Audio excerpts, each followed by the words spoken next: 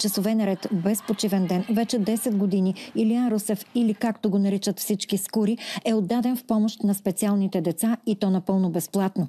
Награда за труда му е да вижда подобрение в състоянието на всяко едно от тях. Тия деца, особено с аутизъм, които започнат като изразходят тая енергия, те освобождават и мозък. Примерно едно дете с детска церебрална парализа, за да може да отиде до тоалетна или да се отиде до кухнята или да се измие зъбките, ръцете, то е много важно. Седим в живота си, не е стъпвал на краката си.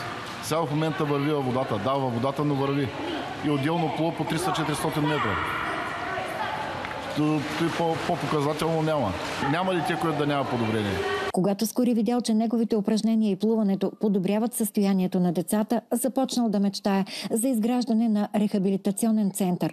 Основал фондация Александър Русев на името на сина си, когото губи на 24 години и който също е тренирал деца с увреждания.